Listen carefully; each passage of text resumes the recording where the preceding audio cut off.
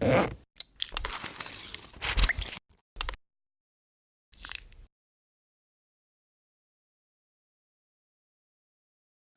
right. Well, very good. 4:30. So we're going to go ahead and get started. We are talking today about RFM analysis, recency, frequency, monetary. RFM is a concept that comes from the old direct marketing world. It's a very very old concept, and traditionally the way it was used was to identify the prospects and customers that were most likely to purchase.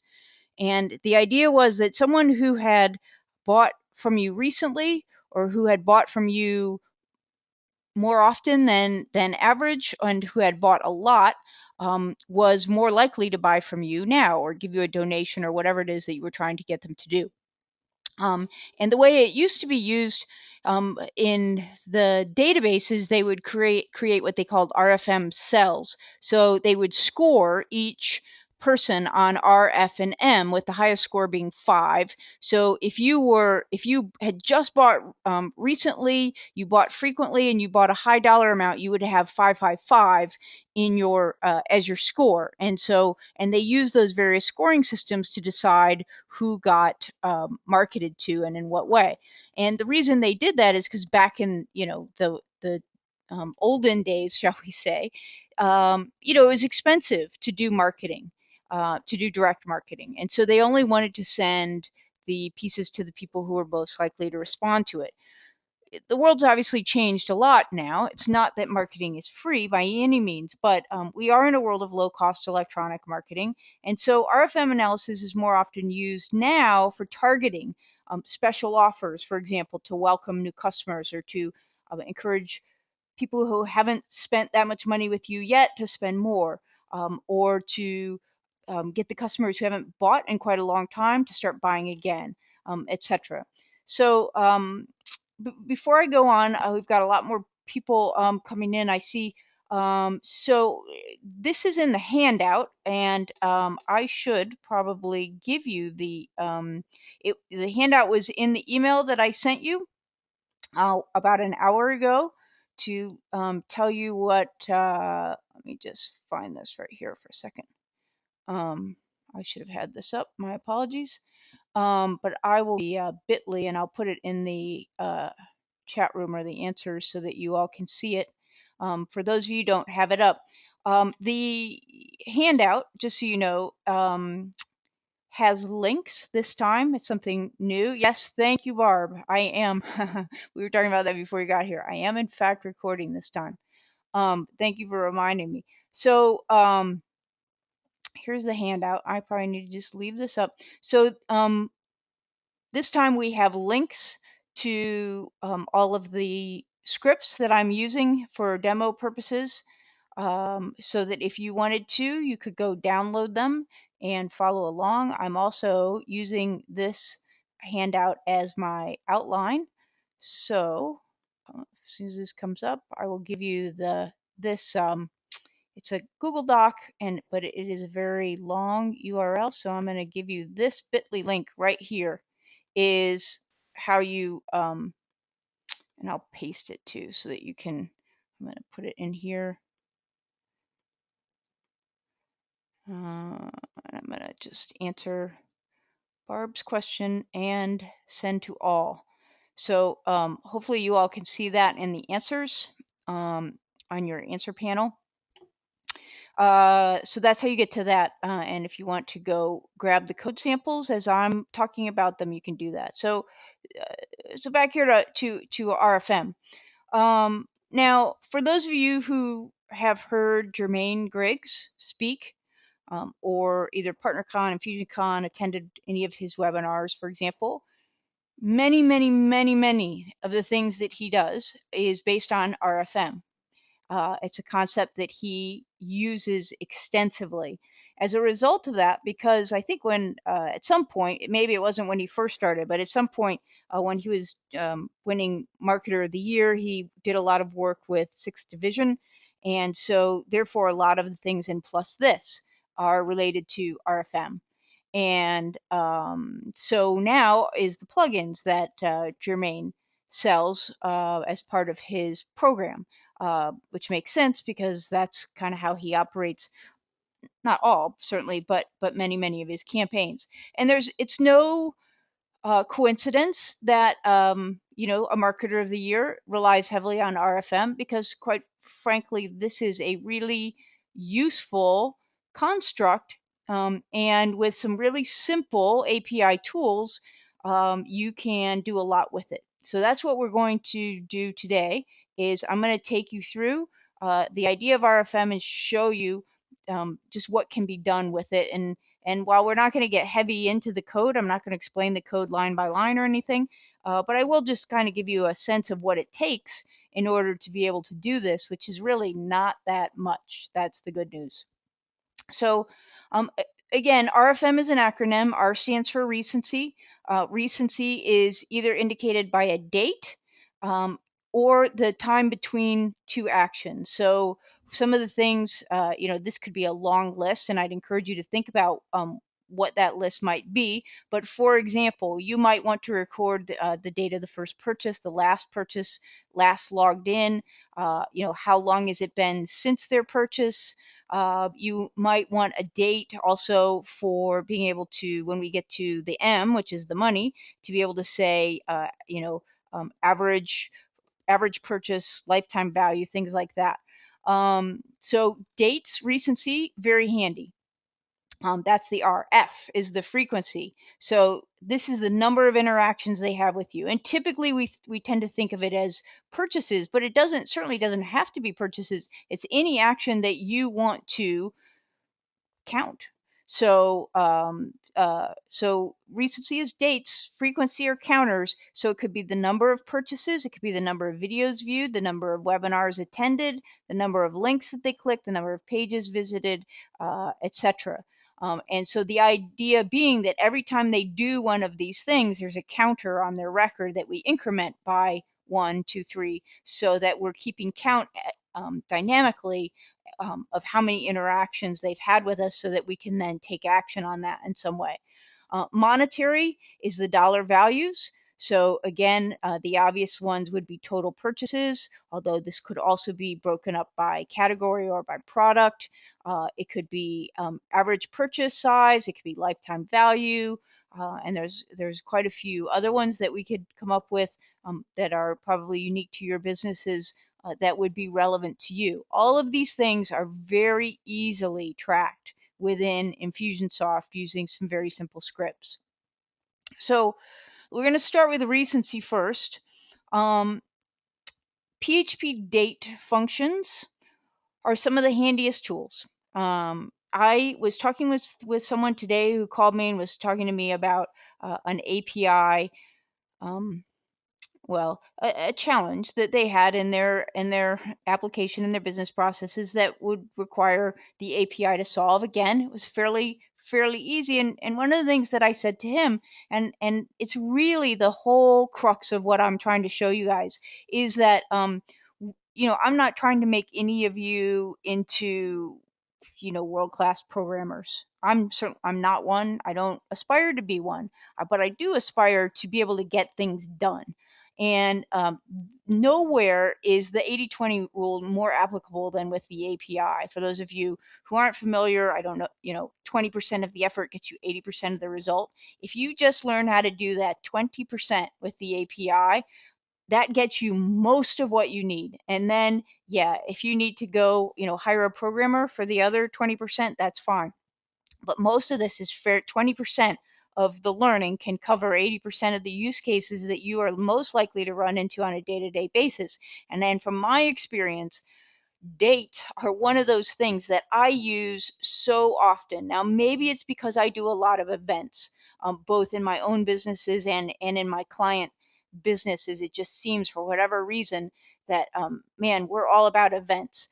But I wonder if we're unique in that. So I will say that sometimes the date functions in PHP can also, while they're not hard, they're picky. So it's one of the first things that I would encourage you to begin to learn. So talking about setting a date in a custom field, you would think that that would be easy to do out of the box in Infusionsoft. It is not. One of the first screencasts that I did for everybody is actually how to do that.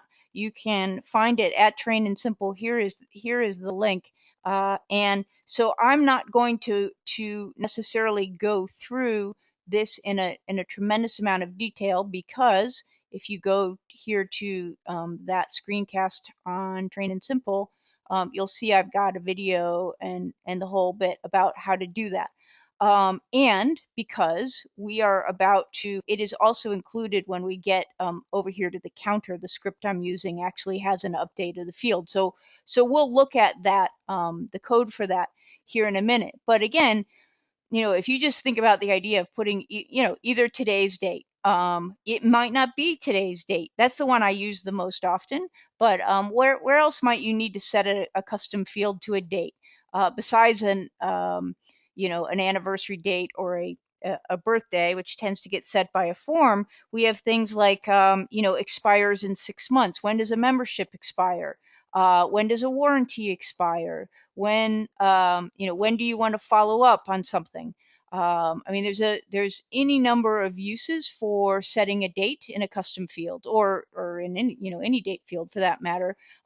So fairly simple to do, really simple to do, if you look at that code, which we'll look at in a minute. So I'm going to pass by this setting a date, and I'm going to move on to this one, which I have not covered, and I want to show this one to you. So this one is how long between two dates, or two times. Usually we don't measure times, but you could for things like timesheets and things. So I made an example for you of this. You can, we've got two, if you go to this URL right here, this is gist on GitHub. You can actually download, you can look at it, but you can also download it and play with it and use it as a starting point for your own projects. These are the files I'm going to be working with. There are two of them. One is just a very simple HTML form that I created just for us to work with. And the second one is the script, which is going to process this form. So here's our form. Let me show you the code here.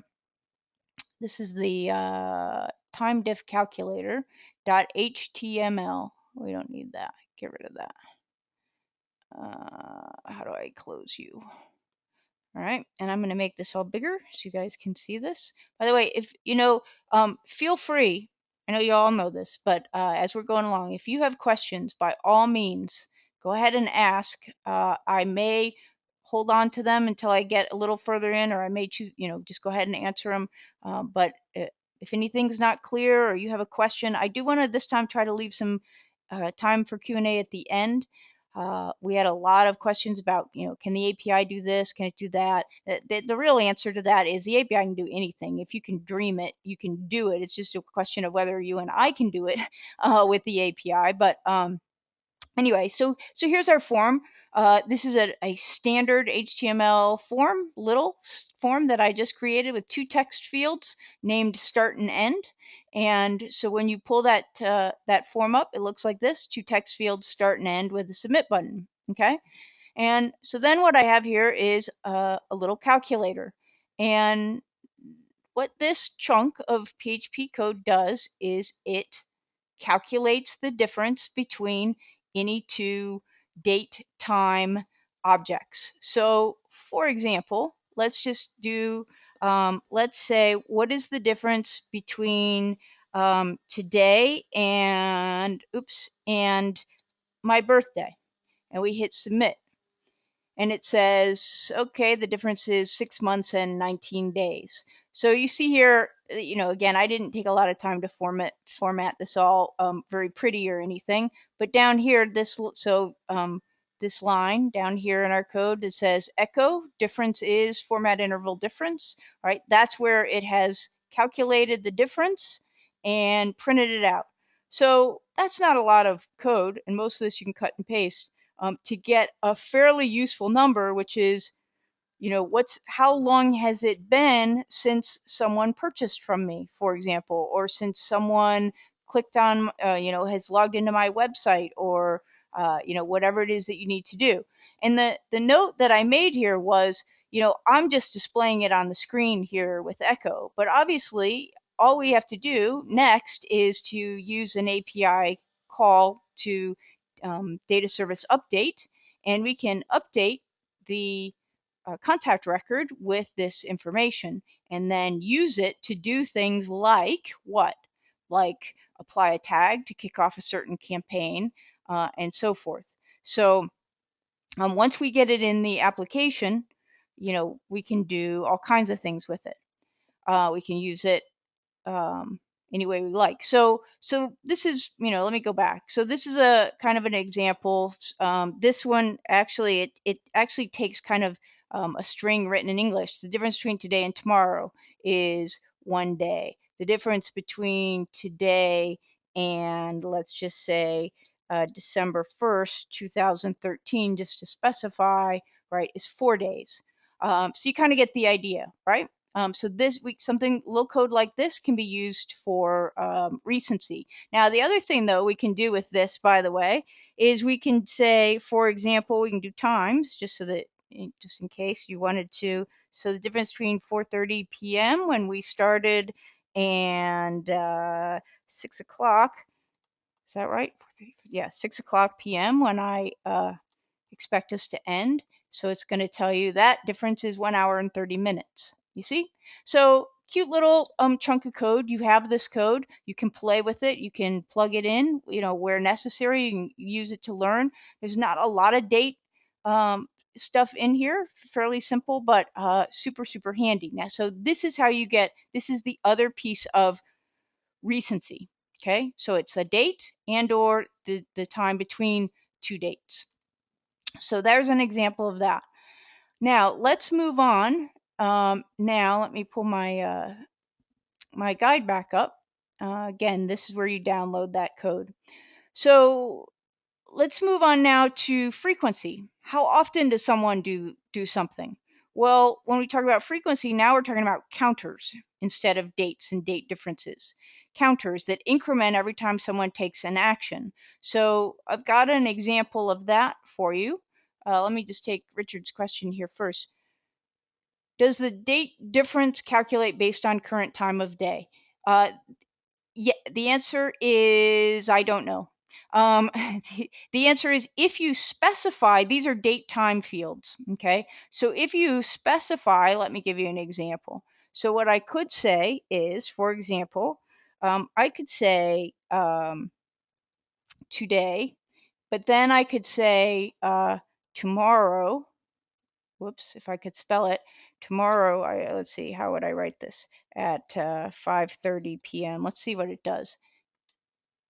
See, so one day, 17 hours and 30 minutes tells you that it's actually using midnight or 12 o'clock in order to calculate this if no time is specified. However, Richard, if I said today at 4:30 p.m. like this, I think it's going to tell me 1 day, 1 hour, which it does. Does that make sense? Let me take Larry. Yeah, Larry, I'm going to do that. That's coming up next. So Larry wants to see an example of how the API is used in conjunction. I'm getting to that. I don't want to do it on every single one because they all look the same.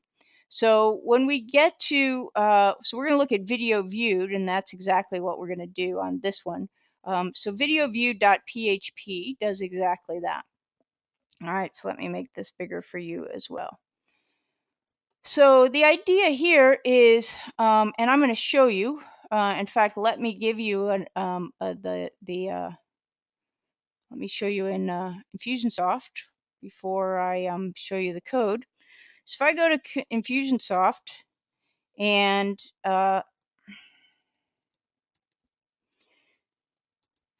then we're going to pull up my dog. I don't know, everyone probably has their own test names that they use. Some, oops, be helpful if I knew how to my own login would be nice. Some people can talk and type. Apparently not me. Okay. Some people use Disney characters. I use all my animals because I have so many that I never run out of test cases. So I'm going to say Nessa dog. Okay, so here's my dog Nessa. And if we look at Nessa, if we go into her record, you will see at the moment that if I go here to this custom fields under user behaviors, that we have, come on, Nessa, there it is. So I have these 3 fields. I have last view date, I have video watched counter, and I have purchases, which is, guess what? Recency, frequency, and monetary. Okay. So what we're going to do on this one is we are going to fill in both last view date and the video watch counter, and then we're going to change them. Okay, so these at the moment are empty. Now you can also see that Nessa's contact ID is 19309. So as I told you guys last time, typically when I'm working with code, I will always start by just hard coding a contact like Nessa's, which is this right here. Contact ID equals 19309. Okay. And then once I get everything working, what I will do is I will then use a post either from the campaign builder or from a form or however I'm going to actually get this information, transmitted, and I will change it and then do that. But it's easier, to solve it this way first when you have a contact or a product ID and so forth, all tied, hard coded, and so you're not having to troubleshoot more than one issue at the same time. It tends to isolate where the problem is when you have a problem. Okay, so I have Nessa's contact ID for the moment hard coded into this form. All right, now, or into the script rather.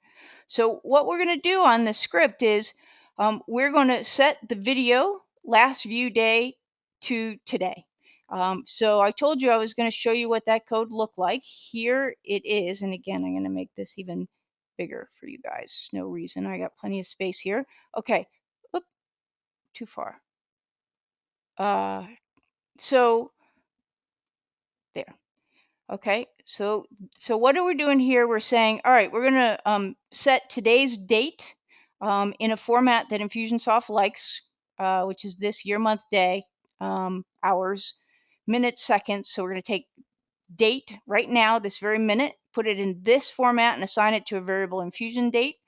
And then we're going to we're going to create an array that says, what are we going to update? We're going to update the custom field last view date. And what we're going to put in it is infusion date. Again, whenever I say variable, which always means something preceded by a $sign, a variable, the way you think of a variable is, I like to think of it as a piece of Tupperware. It's a piece of Tupperware that you put things in, you put data or information in.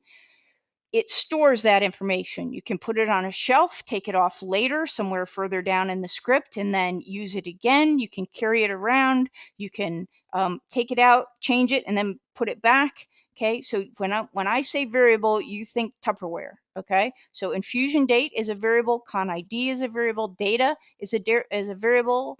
Any of these things with a $sign in front of them that is purple, those are variables where we're storing information. So in this case, we have a date stored in this one. We have an array, which is a group of values.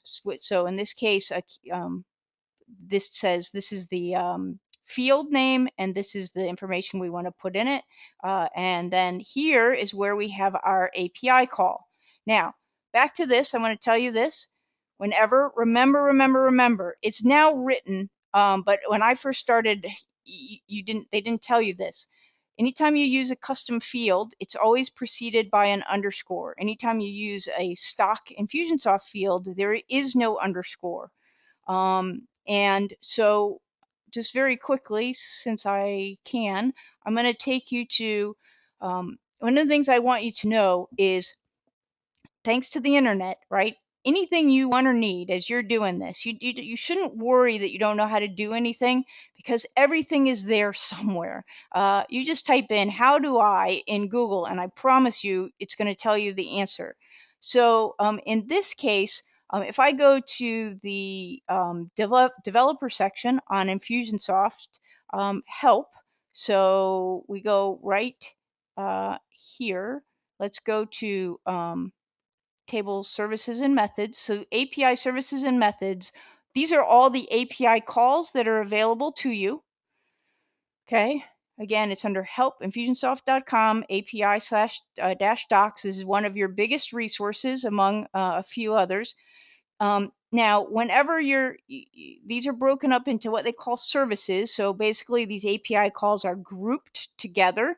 The data service, as you might imagine, kind of has like data-y things, like adding a record or uh, or loading data or updating data. So when we get down here, we're going to get to update. And each one of them is going to give you a code sample called PHP ISDK sample. And if you look at this sample, okay, right here for data service update, and you compare this to this right here, you will see that that's all we're doing here. You're going to modify this a little bit depending on what fields you want and what tables you want and so forth. But this API call that we're making is updating the contact table for contact ID, for using Nessa's contact ID, so that tells it Nessa's record with this information, data. Okay, and what's in data? It's this, put infusion date in last view date. So that's how we update that date field to today's date. Okay, that's what that does. Now, let's look at the next one. The next piece here is where we're going to increment the counter by 1. All right. Now the field name for that counter is video watch counter. Now, so let me just address something for you. How do you know what these field names are? Because there's a difference between a field name, like their technical name that you will use in a script in code, and the label that's out to the side. Okay. So there's two ways. If it is what we call, I call a stock Infusionsoft field, not a custom field, then again, right here in this developer section, here's a list of all the tables, table documentation. Again, you will consult this all the time as you get familiar. You don't have to memorize them because they're right here. You just like scroll down and go, oh yeah, that looks like it would have what I need.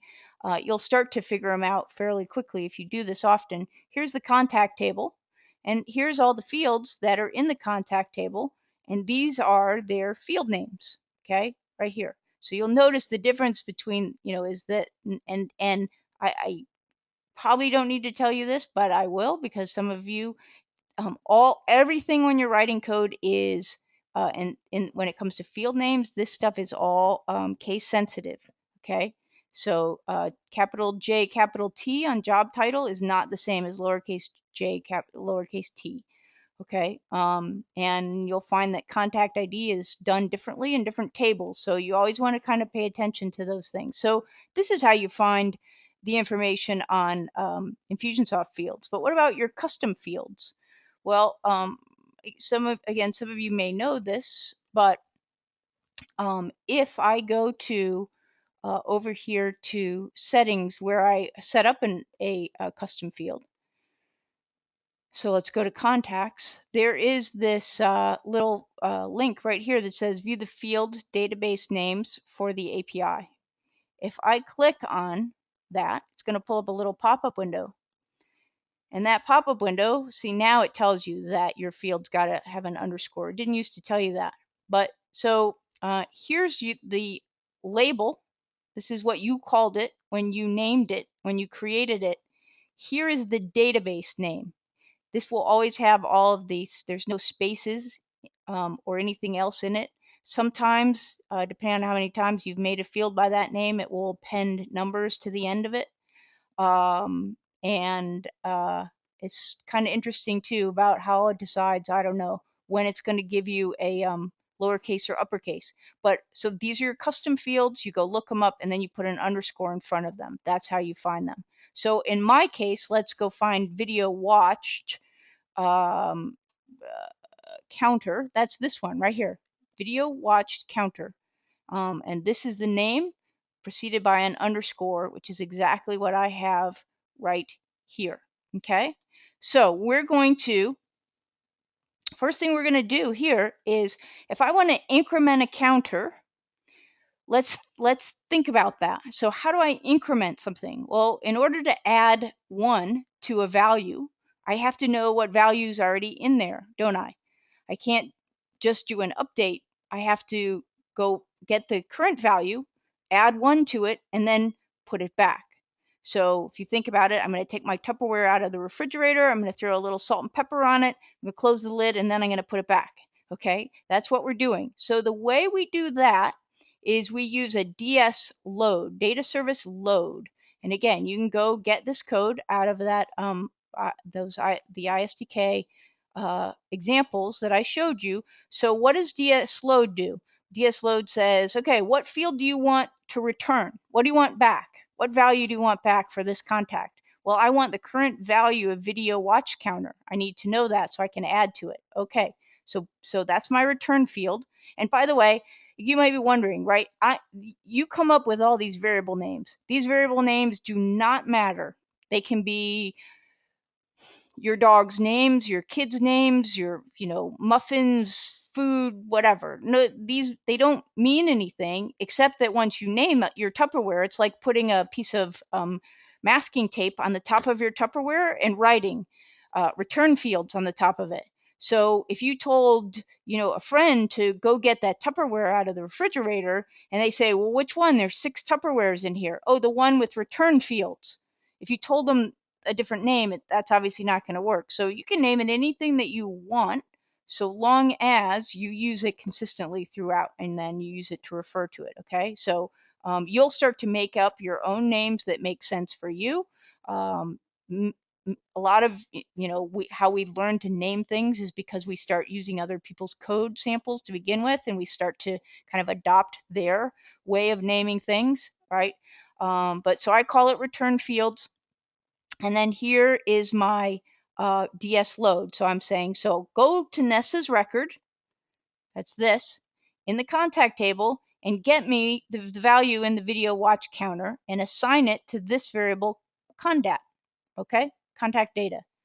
Okay, good. So now what I need to do is I need to take that number, okay, which is this, and assign it to a counter, increment the counter, what this does is add 1 to it, and then write it back, update. So now I'm going to do is I'm going to do the same thing I did up here, right? I'm going to say, here's my array, video watch counter equals counter, set it to counter, DS update for this contact, for contact table, contact, Nessa's contact, load the data, and then just echo that it was updated successfully so I know that it was, okay? So this is, it's really logical. If you here's the trick. Put down in English what you want to do. Forget about the code, right? Just, these are comments right here, okay? Anything with these 2 hashes in front of it, these are comments. Write out the steps like you were writing out a flow chart on your in your page, and then step by step, byte by byte, just go write the code to do that little thing. You don't have to think of it in, big, huge terms. Now, might you end up kind of going back and changing something as you get further down because you realize, yeah, eventually, especially when you start making bigger and bigger and more complicated projects. But when you're first starting out, this is really all it is. It's like, if you just read this, okay, I need to connect to Infusionsoft. I need to get the contact ID from the form that, or wherever the campaign builder that's being submitted. I need to set the video last view date to today, and then I need to increment the video watch counter by 1. Okay, well, that's pretty easy. What little code do I need to be able to do that? And then you do it, right? Very simple. So let's actually run this thing. Now, again, normally you would probably run this as some sort of an automated action, either in, for us, we kick this script off in with Vimeo every time, or Wistia rather, every time someone watches one of our videos, it kicks this off and does what we need it to do. However, for today's purposes and for testing purposes, what you will often do is this. You will, especially when you've got a hard-coded value here for testing purposes, you will actually just go right up here and you will put the URL of this script, video viewed, right in your browser. And now, how do I know what it is? Well, it's on my website because I upload, that's where I'm uploading these files. And it's sitting in the scripts folder. Okay, and the file name is video-viewed.php. So that's its URL on my website. And if I just hit return, meaning when I do that, this script is gonna run. And it has, if I didn't make any mistakes, everything that I needed to be able to run it. And so you can see that echo at the bottom, 19309, updated successfully, which is this printed on my page. And I write those echoes just to kind of give myself a guide as to what's happening. So this says, all right, we've updated Nessa's record. So now let's go look at Nessa's record. So remember, before it had a video counter watched of 0 and a last view date of blank. So now if we go and we refresh Nessa's record, now again, imagine that this is being done as the result of a purchase or a what have you, whatever it is that you want to count, okay? Well, where did Nessa go? Okay, guys, some of you probably see your names down there. All right, so now we go to Nessa, and we go to user behaviors, and you see now that last view date has 12/5/2013, and that the video watch counter is now 1. Okay, now what's going to happen if, and by the way, the video that I have for you about setting the date, which is on the screencast here on my website, this one actually, if I can tell you, it does. This one, not only does it set the date, but it also tells you how to only, if you want to, how to only set the date if there's no value in it already. So for example, because sometimes you don't want to overwrite that date. You want to say, well, if today is the first time they ever bought from me, then put today's date in there. But if they bought from me previously, then obviously I don't want to put today's date there. I need to save the date that they bought originally. So this script, this screencast here actually goes a little bit further with the date and tells you how to do that. This one that I just did, it's going to put this date in there no matter what, right? But let's just do this. Let's run this again. Okay. Let's see. I got to find it. This one. Okay. So if I run this again, you're actually not really going to be able to tell that it ran other than a momentary little blip. But now if I go and hopefully I'm not going to lose Nessa again when I do this. If I update her, no, there we go. And now I go to user behaviors again. Now you see the counter is incremented. Now what it actually did is it wrote 12/5/2013 again, but that's fine. But it incremented the counter, and every time she watches a video, it's going to increment that counter. So you can see, I hope, how you could start to use that counter. What could you do with that counter? Well, it'd be pretty simple, right? So one of the things you could do as part of the script, and I even wrote you some notes here in the script about future. If counter equals 5, for example, add a tag for videos viewed equals 5, and then have that tag get picked up in Campaign Builder to send an email. So when all those things that Jermaine, for example, does, that, where he sends people, what was it, Cheesecake Factory gift cards, after a certain amount of purchases, or, all those things. Well, that's how he does it. Okay, this is it. So, and to add, adding a tag here, say, if, I'm not going to do it because that would be a good project for you, but if counter equals 5 right here, then set a tag using the API. And then as soon as you set that tag, the campaign builder is going to pick it up as a goal satisfied, and poof, off goes your campaign, your follow-up sequences behind that. That's kind of the idea of how you use these things. So before I go on, let me answer some of these questions that we've got going here. Yeah, so Russell's asking about purchases. I'm gonna get to that when we do purchases. So hang on for that, Russell. Okay, so Richard has a "can you" question, right? And remember, Richard, the answer is, when someone says can it do this? The answer is yes. Actually, pretty much, it's pretty hard to think of something it can't do. So his question is, can you update a custom field in one of a contact's many opportunity records using API? Absolutely, you can. Again, so if I go here, so this happens to be the contact table, right? But if you go look at all the tables that are available to you via the API, here's campaigns, campaignees, campaign steps, credit card charges, company, contact, contact action, which is task, notes, appointments, contact group. These are tags, by the way. Um, uh, and then if I go down, you're asking about opportunities. Opportunities are called leads. So here's lead.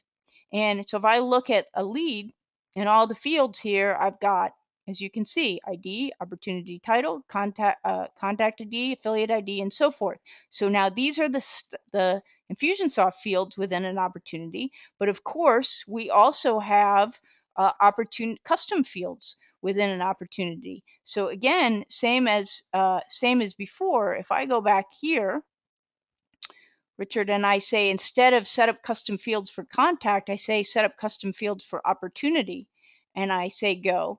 And now I say I've only got 2 in here, course name and custom test opportunity. But if I say view the field database names for the opportunity, notice that we have those 2.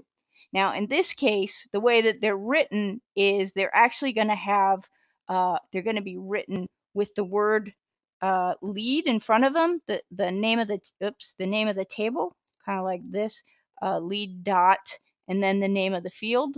So let's say lead dot underscore course name. Okay, so that if you're not working specifically, if you haven't already specified which table you're in, like this, then this is how you would specify it. But here, if I'd put opportunity and DS update and then this field name, then absolutely I can update anything. I can clone opportunities, I can move stages, I can do almost anything that you can imagine that way. Let's see, what else have we got here? Okay, so Russell's question is about my video counter. He says, is that based on watching the full video, or does it count even if they just watch for a few minutes? Can you work with those variables? We can. Wistia does, as does Vimeo, I'm pretty sure, reports out the percentage watched as part of their API. And so we're able to set the tags or the counter to get applied or increment after they've watched X percentage of the video. We can also record what percentage of the video they watched as a percentage also. So that is all there as well. Well, I'll just leave it at that. I'm going to go down a rabbit hole that I do that sometimes. Okay, let's see. Keep going. Yeah, so you could, I didn't see your next question, but you could absolutely use that to report on that. Okay, let's see, Alistair. So he says, so presumably it would be relatively simple to have a web form, for example, quote, that populates contact custom fields. You could then write a script that creates an opportunity and copies the contact custom fields to the opportunity. Yes, absolutely. For example, one of the very first, I was so proud of myself. Yes, the answer is yes. But I'll just show you something. The very first, like, kind of, I'd written a bunch of little scripts like this. I call these like helper scripts. right? Something like this, video viewed, or something kind of simple, 50 lines. Um, I call these helper scripts. But the first like real script, like kind of major project that I got paid to write for a client, um, was cloning an opportunity. And I'll show it to you.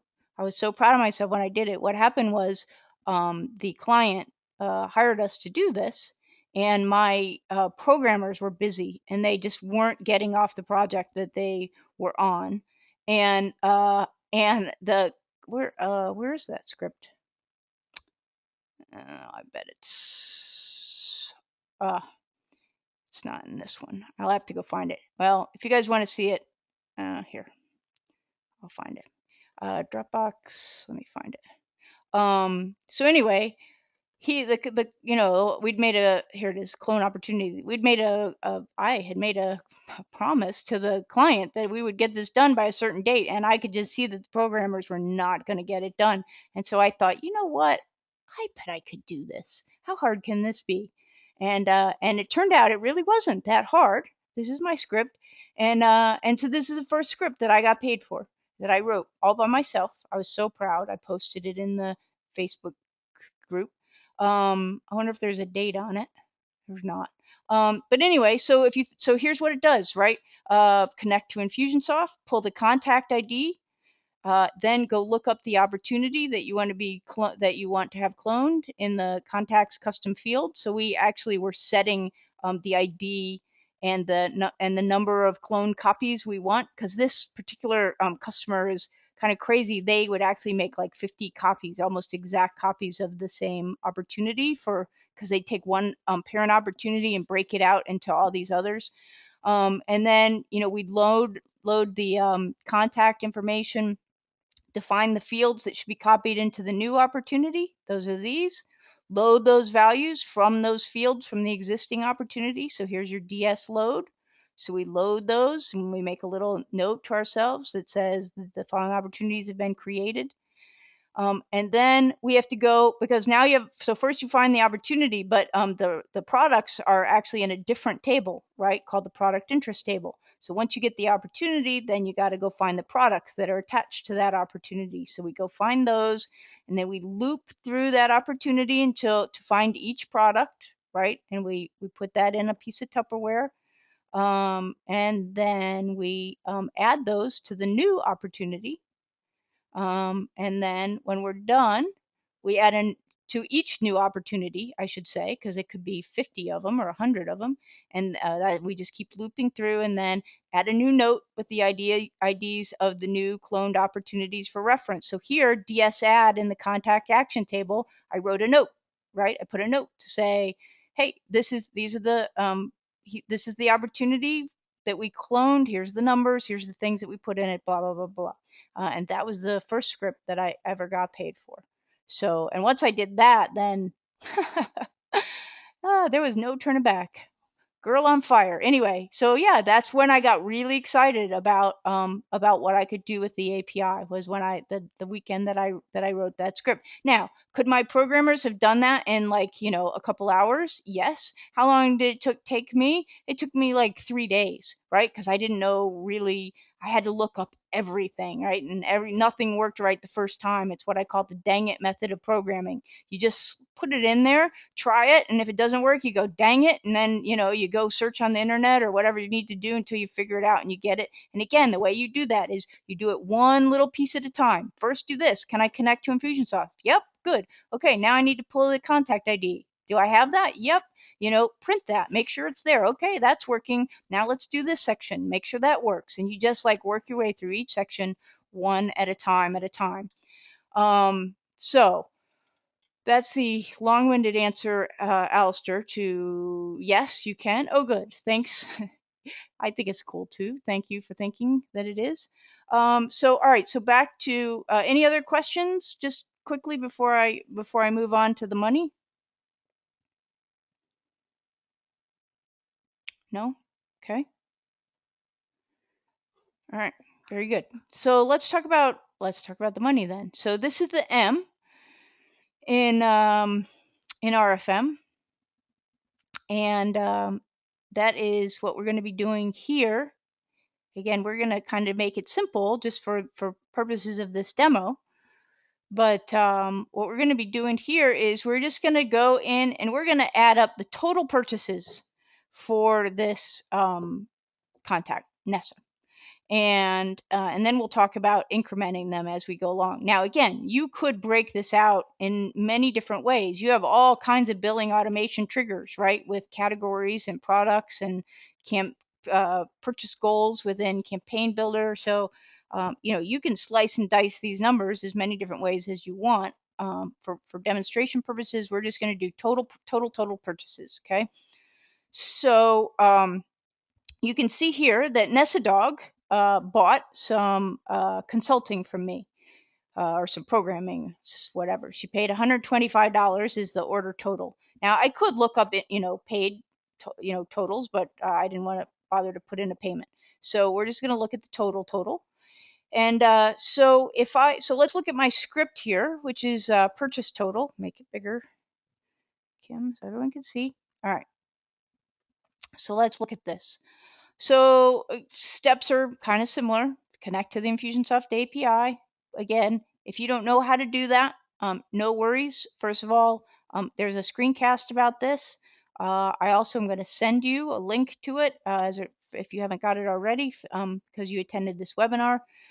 So this links up to connects you to the Infusionsoft API. Again, Nessa is hard coded in here, but when I made this script live, I would take that out and switch it over to this post variable so that it could receive either from an HTTP post snippet, which we did in the last webinar. So if you don't know how to, if you're going, well, how does that work? Go watch. It's at the end of the first webinar, which is also in the here on the Train and Simple website, same place that screencast is. So for Nessa's contact ID, then what we're going to do is we've got to go get all the invoices, right? Query the invoice table for all invoices in plain English. And then we're going to loop through those invoices and add the total to the variable total purchases. And then we're going to update the contact record, that's field specifically, with that total purchase amount. So that's that in English, those are the steps. So let's do it. So how do we do that? Well, first, if we're going to query the invoice table to get all the invoices, here is your code for that. Out of the SDK examples, query invoice table. Return, this says return 10 up to 10 pages. You can read about that if you want to go look up the call and read about it. It'll explain what these variables are. 10 pages, starting with the first invoice. And the query variable, what that holds is it says, okay, what are we querying on?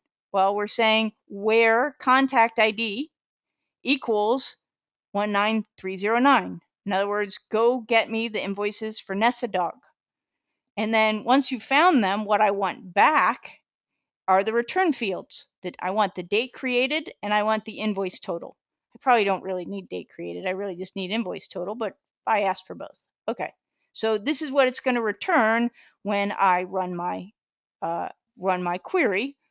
And then just something I always do, echo, print. Okay, to me this is, there's all kinds of fancy debugging methods, but there's nothing more intuitive to me than like printing things and just making it tell you what values things have. So this actually is going to print out all the values in invoices. So this, because there may be bunches of them, right? In my case, we have one, but this is going to print the entire array when it comes back of all the invoices. And I'll show you that. And then now, again, when I was ready to make this a live script, I'd comment that out. You'd comment out all the echoes. Those are really more for you. And and then I set my Tupperware. I say, you know what? Let's just be clear. This Tupperware is empty right now because what if you'd used it before anyway. Let's just good programming. Let's set Tupperware to be empty equals total purchases equals 0. And then let's loop through for each one of these invoices. What I want to do is I want to take total purchases, which is starting out at 0, and I want to add to that number the value of the invoice total. Okay, so if it's 0 right now and the first invoice was $125, when it finishes this first loop, then total purchases will be set to $125. Now, I'm going to do it again in a minute. I'm going to add another purchase, but you can imagine, so let's say it found 2 invoices and the next one was $100.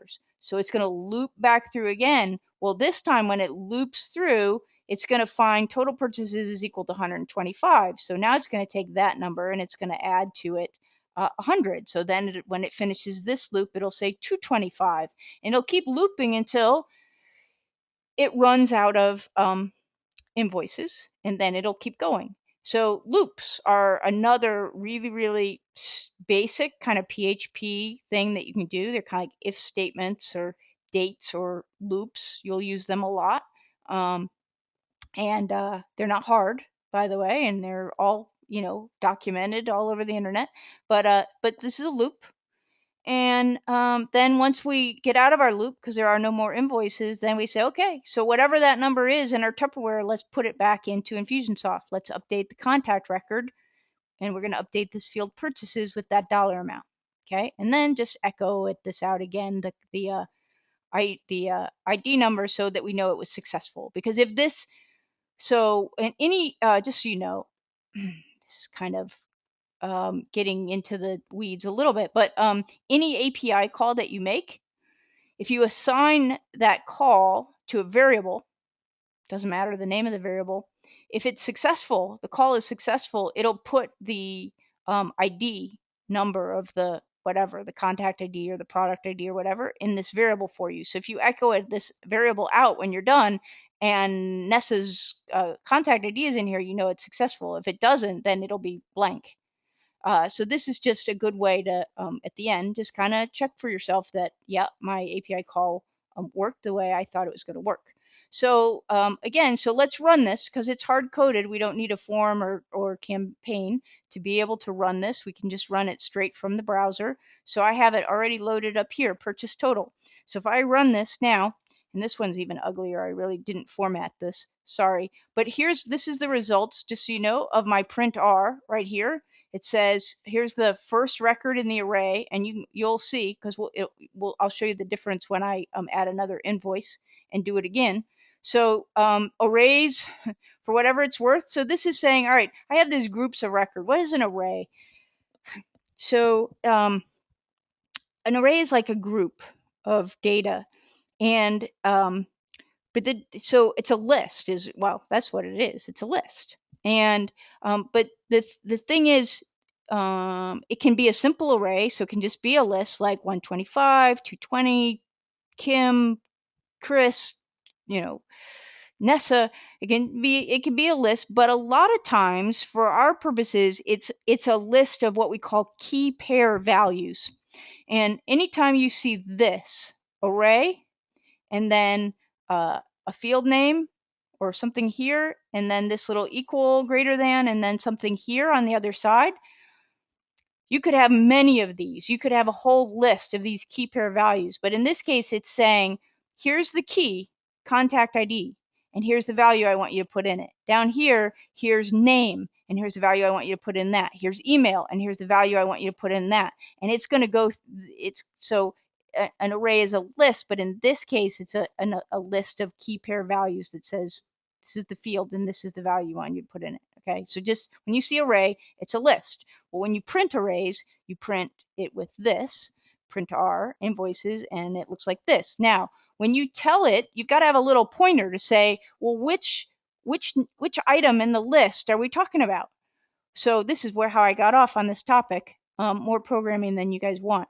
But you'll learn this in the how to write your first script in 4 hours or less class. But arrays always start with 0 for some weird reason, unless you tell it otherwise. So that's what that's saying. Here in position 0, here's invoice total was 125, and here was the date created. Okay, and then here's the total, and here's Nessa. This was successful, so let's go look at Nessa. Let's update Nessa. She's behind me. She's probably like, why do you keep calling my name? Well, come on.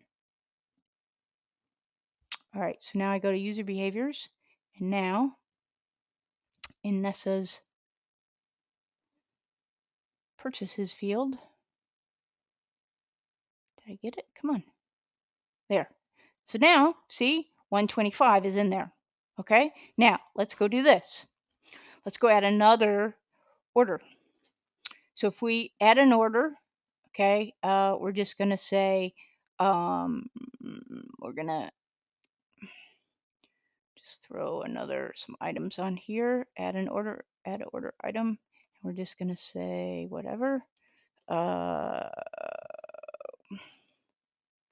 Okay, custom web design. So Nessa's going to buy a website for $100,000. I wish. Okay. So let's see. Yep. So we have an order here for $100,000. Okay. Save. Now I'm going to run this again, and I'm going to do this I'm going to actually do this in a new tab so you can see the difference. Drag that over there. Copy that URL like this and like this, and hit enter. Now look.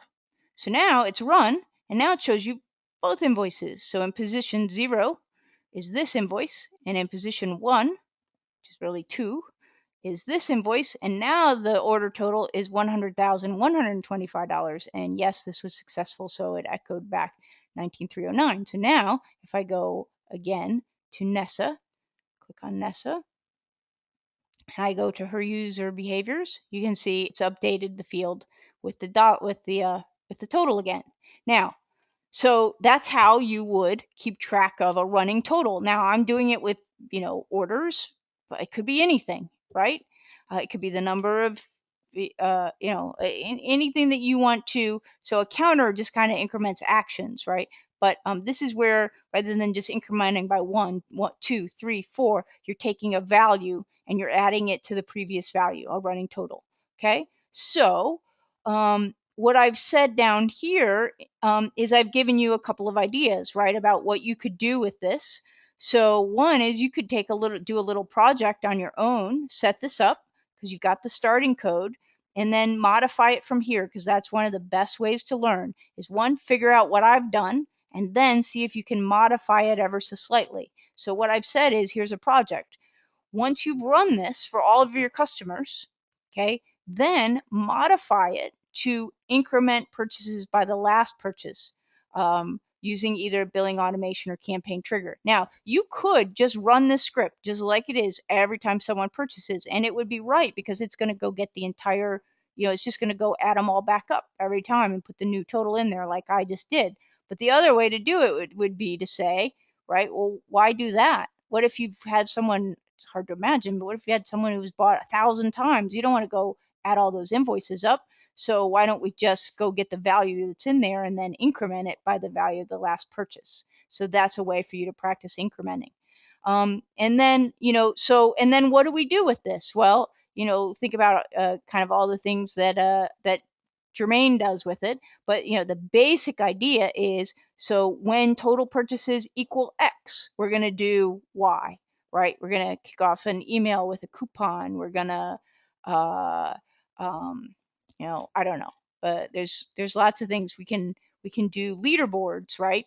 We can, so for example, if you use owner ID and you keep track of purchases by owner ID, for example, then you could have things like, how many purchases, what's been the purchase total for your sales reps. Same thing, if you have a referral partner, right? You could increment both the number of uh, um, affiliates that they've got and the purchases, and do something with that, and then trigger actions as a result of it. So yeah, it's cool to be able to know those numbers, which is because that's not something that Infusionsoft gives you out of the box, but it's even better if you actually do something with those numbers. Use these dates, counters, and running totals to actually trigger some sort of an action with some sort of an automation step. um, does that make sense to everybody? Does anyone have any questions on any of that before I go on? Thoughts, questions, comments? You guys are a quiet group today. All right, very good. So, going back to our handout, um, I wonder if it's because I've given you the code this time, so you guys are all like staring at it. I don't know. Let me get Alistair. Are there any cool ways of reporting the numbers? I wish. That is like one of the kind of weaknesses of Infusionsoft that can uh, be overcome. Graphical PHP libraries. You know, I don't know, Alistair. I'm sure that there could be if you wanted it to be. I have not looked at anything like that. The ability to make like dashboard type stuff. Like Salesforce has dashboards and where it gives you graphs and things. But absolutely you could. You've got jQuery, which has all kinds of capabilities. So once you get that data out in the format that you want it, then to be able to apply whatever it is kind of libraries to it, whether it's PHP or jQuery or what have you, would not be hard. I just have not. It's just not something I have done yet. But I know that it's possible. That's the cool thing about the API. If you can dream it, you can do it. So, all right, so let's talk about the use cases. I've kind of talked about some different ones already, but one would be to give different promotions or upsells depending on what those three numbers look like. If they've bought a lot, you might want to give them, and often from you might want to give them a much bigger upsell than someone who this is their first purchase and they just bought a $10 item, for example. You might want to send different promotions to different groups based on what those numbers say. You might want to give, a bigger discount to somebody who hasn't bought to try to get them off the fence versus a smaller discount to someone who has bought quite a lot. Again, I'm just making things up. But those are kind of some ideas off the top of my head. You definitely could probably should use more frequent communications to those who buy more often because they're interested in your stuff and they won't unsubscribe versus less frequent to those who aren't buying very often. Make sure those ones that are that when you do communicate with those infrequent buyers that it's really really targeted and really really relevant and so forth. Different messaging, of course. You may want to, thank you for, being such a great customer versus, we can't wait to welcome you into the family or, whatever. You just, your tone may be different. For those of you who are at PartnerCon, you heard uh, Jermaine talk about that, how he changes his messaging a lot depending on who it is and where they're at. Loyalty and recognition programs. Beyond you can create loyalty programs and then use this to keep track of it, but you can also surprise people, right, with something as a result of their loyalty or recognize something that they've done. One of the things I do on our video site, for example, is in my newsletter. Because it's an instructional video site, I publish the number of like the top 10. Who are the top 10 videos, who've viewed the most videos, and I give a prize at the end of the month to the person who's watched the most. Now I don't do it every month because then it's kind of a surprise, like, oh my gosh, right? But that's an example of something that we do with these numbers. Leaderboards I mentioned again. So I'm curious, what kinds of things that you all could think of to use RFM for, as you're in your own businesses or in client businesses. Are there things that you can think of right now where you could apply this and get more specific and granular in the way that you treat a customer?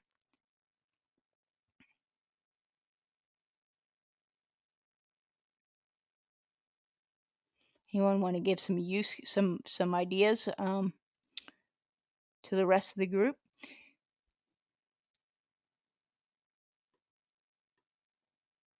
Yeah, yeah, exactly.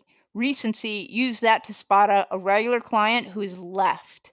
You know, I mean, like, and that's such a great one because nothing like, have you ever gone somewhere else and you're a really good customer of someone, and then you go somewhere else and you think, man, they didn't even know I'm gone. They didn't even call to ask me why did I take my business somewhere else, right? I mean, so besides not only you know uh, spotting them and then doing something about it to say, hey, we notice you haven't bought from us for a while. What's going on? Um, yes, using it to calculate the number of courses that a learner buys. Absolutely. Absolutely. What else?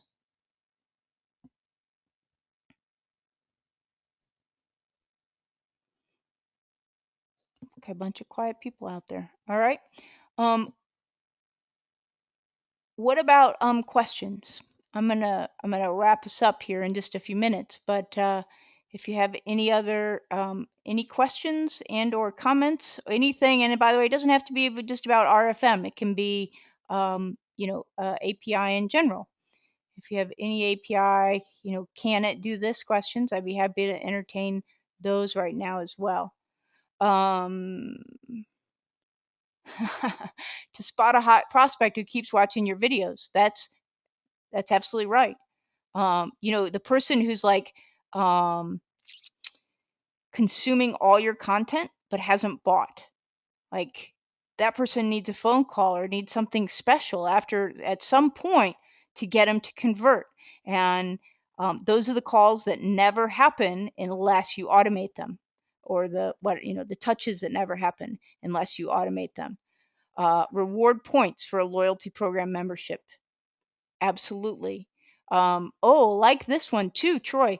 A minimum quota to maintain a free membership. That's a really good one. Yeah, yeah, yeah. I like that. I hadn't thought of that one. That's a really good one. So as long as you buy X, it's like your Sky Miles, right? If you do X number of miles a year, then next year you get to be gold again. So you could do something exactly like that.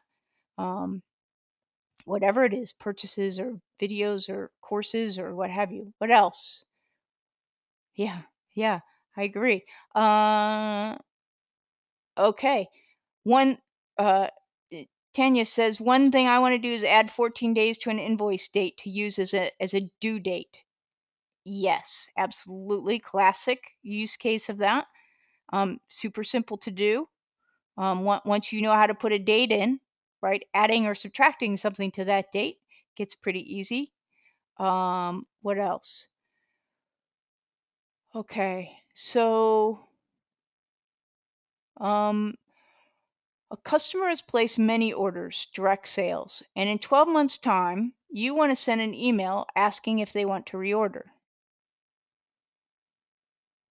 Okay, how would you do this in Campaign Builder? I know API is the answer, but not sure how to do this. So I guess I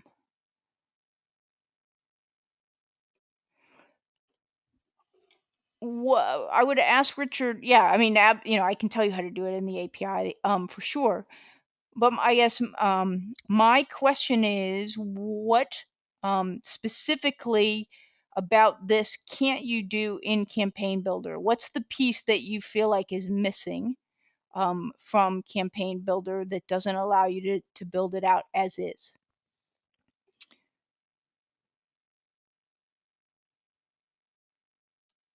I'm gonna let him type, and then I'm gonna read a couple of other questions.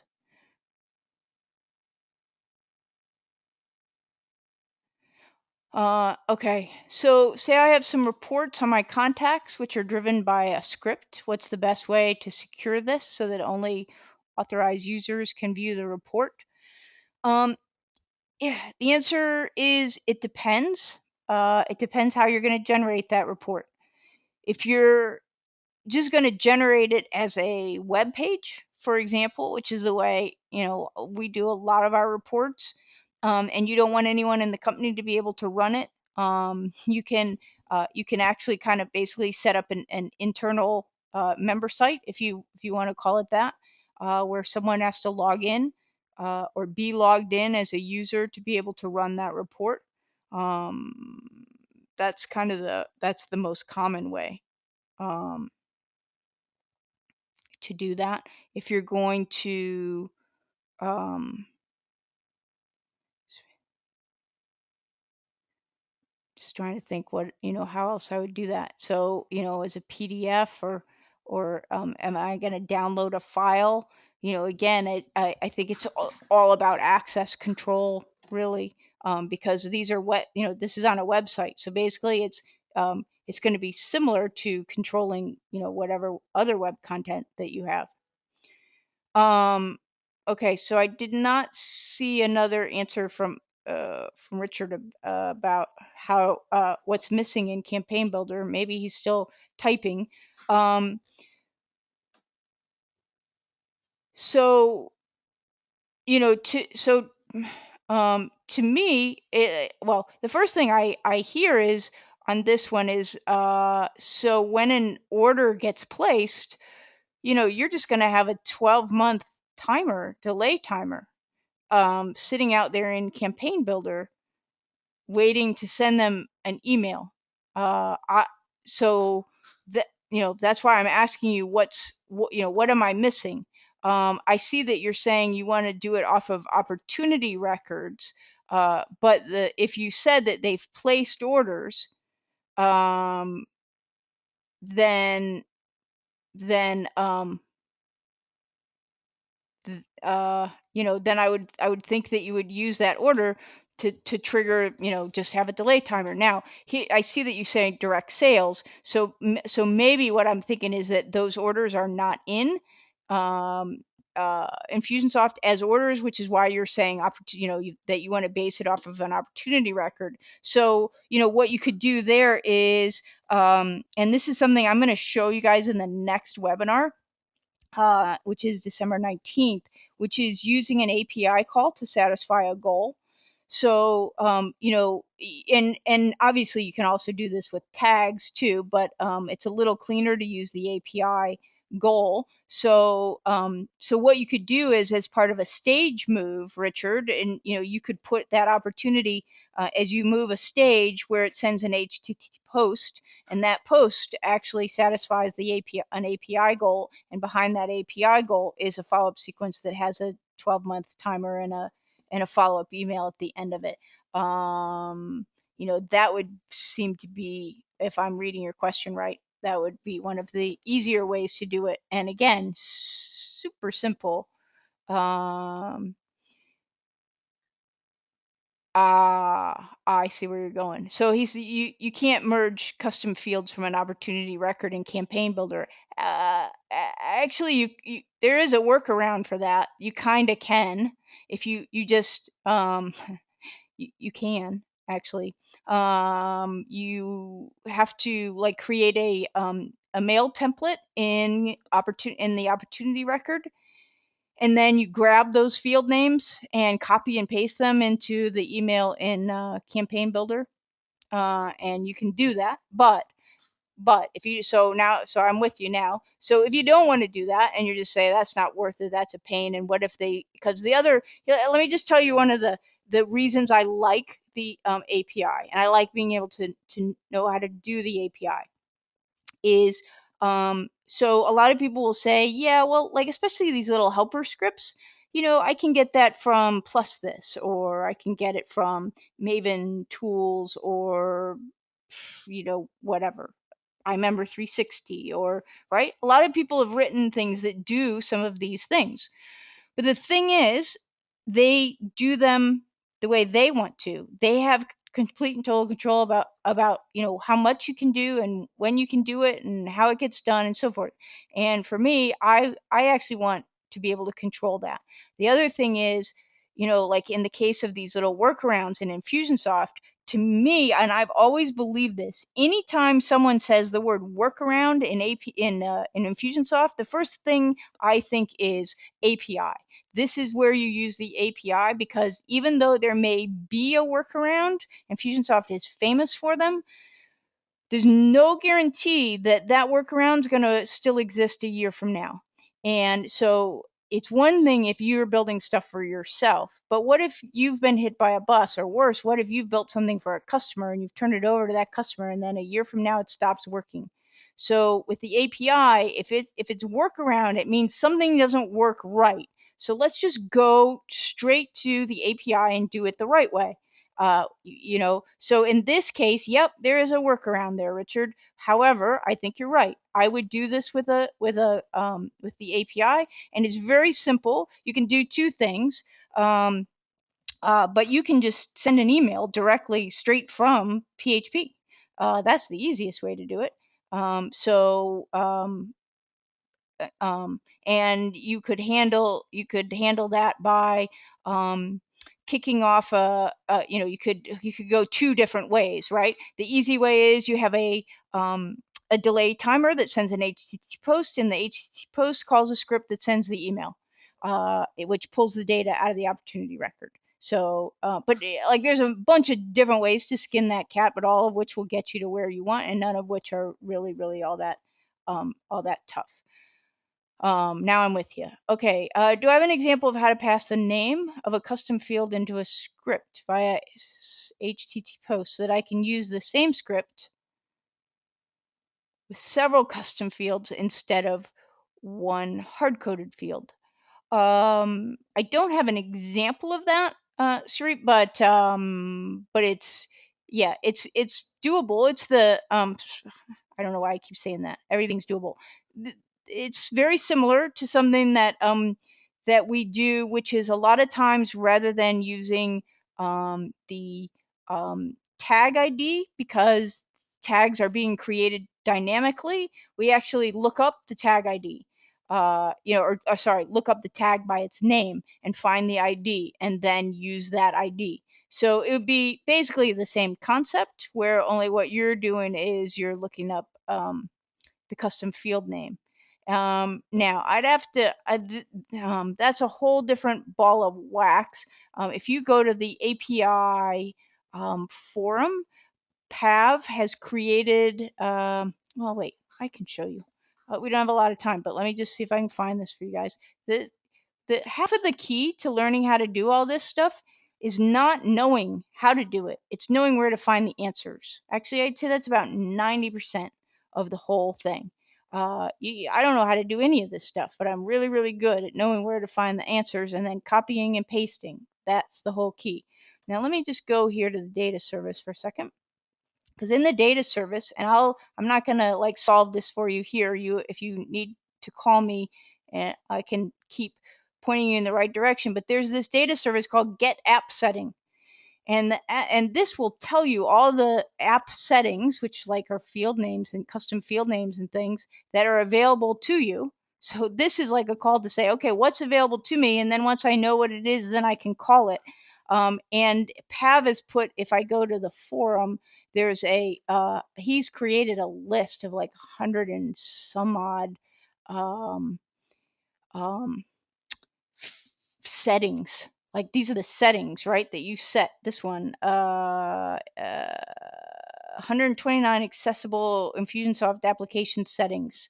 And if you go to his thing, this is where you can actually manipulate the settings of Infusionsoft, like, shipping settings and credit card settings and merchant and all that mess, okay, from the API. So that is probably how you would end up getting to that, Sarit, but I do not have an example right off the top of my head. Is there a way to track when Infusionsoft last sent an email to a client? Um, Good question. I don't know the answer to that, Troy. I have never tried to do that. And if there was, it would be in a table somewhere. And my guess is, because it tracks all the contacts, some part of me thinks that might not be available. Some reason, here's templates. I kind of vaguely remember someone saying that information is not available for some reason. We'd have to ask Michael. However, there could be other, depending on what you want to do. Like after the fact, I actually don't think you can. Like I don't think you can go back and do it the way I just did orders, for example. But if you know that you want to do it going forward, I think there's some things that you could come up with to create something on your own that kept track of that date, for example. But is there just a table where you can access the emails that have been sent to them? No, I don't believe there is. No. So there's something that you can't do. Okay, keep going. We talked about that. Oh, I see. So we don't want to send 3 emails in a day, even if the contact is in 3 different campaigns. Yeah, that you can do for sure. Again, this is a counter, right? So every day, and then you're going to reset it every day. But every time you send an email, you create an action that increments that counter. And if that counter is greater than 3, then the campaign branches and dies or holds the email for tomorrow or whatever you want it to do.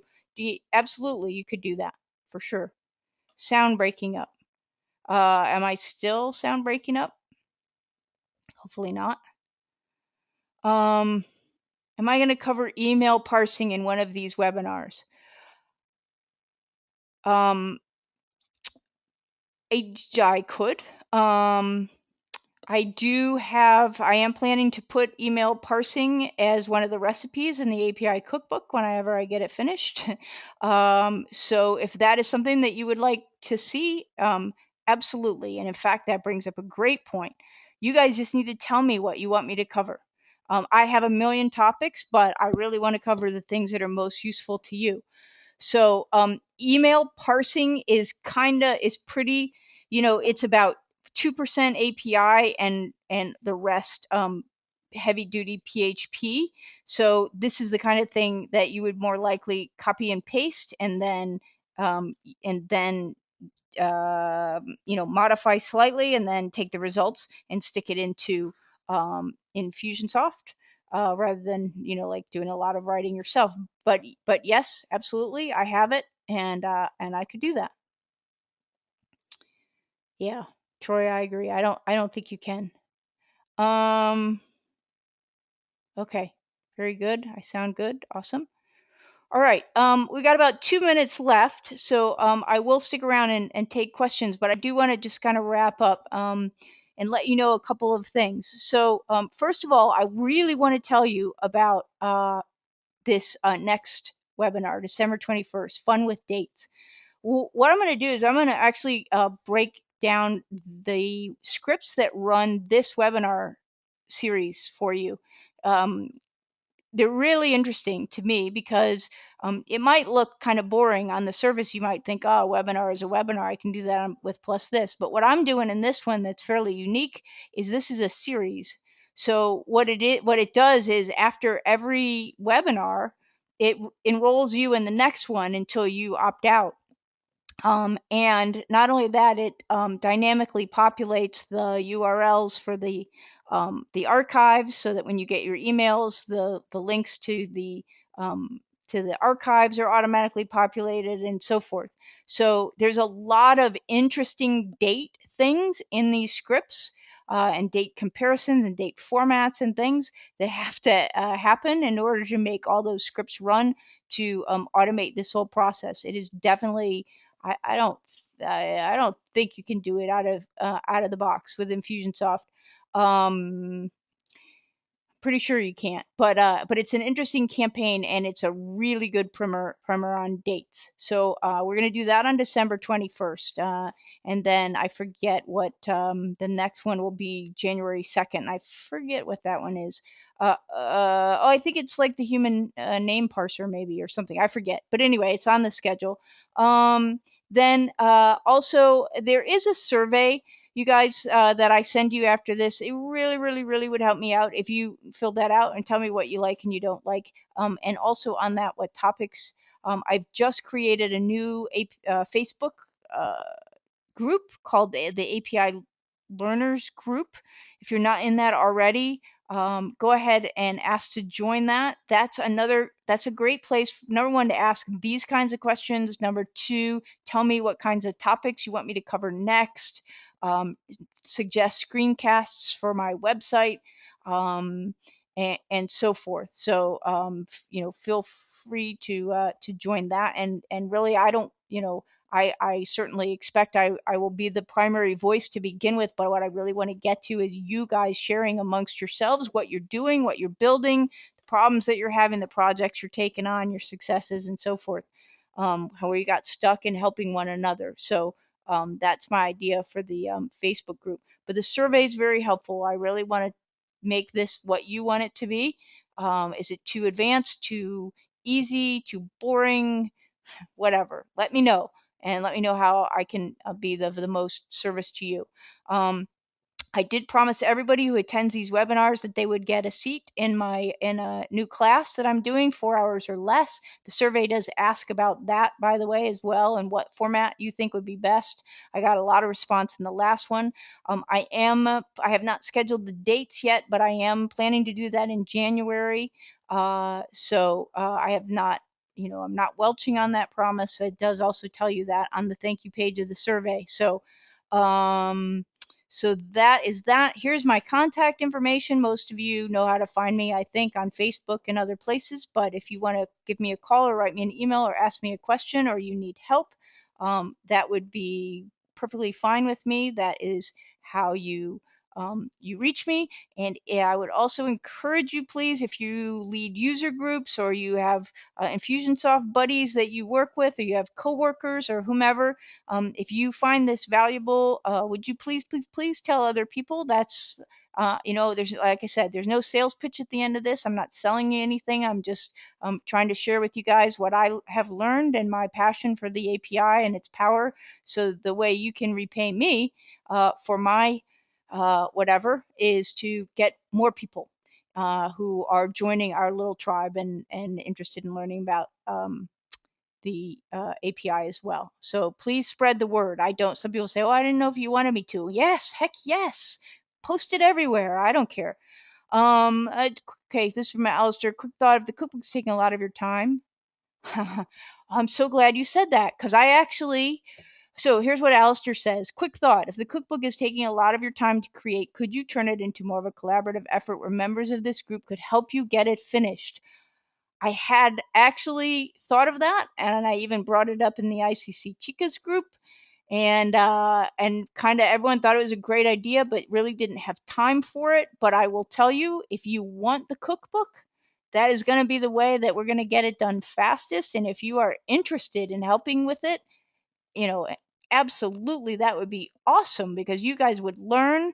I would get some help. We'd get it finished. I mean, and so great idea, Alistair. And I will, yay, Barb. Yeah, you did say you had time for it. I'm going to take you up on that, Barb. But yeah, so Alistair, here's what I'm going to do, you guys. Okay, I see people dropping off. I'm going to put that, or Alistair, maybe you could put it in the Facebook group, in the API Learners Facebook group, and let's see what kind of support we can get around that. We have Alistair, maybe. I guess you're volunteering or you wouldn't have brought it up, right? And Barb, so far. So yeah, let's definitely do that. That would be great. All right. Excellent. A couple people saying they're going to promote the webinars to their groups. I love you for that. And this has been really fun. I love doing this, you guys. So I hope you found it valuable and interesting. Let me know what I can do different the next time to make it more so. And hopefully I will see you guys all on December the 19th. And in the meantime, we'll all be in the Facebook group, and we'll talk then. Night, everybody. Or good morning, down unders. Have a great day. Talk to y'all later. Bye-bye.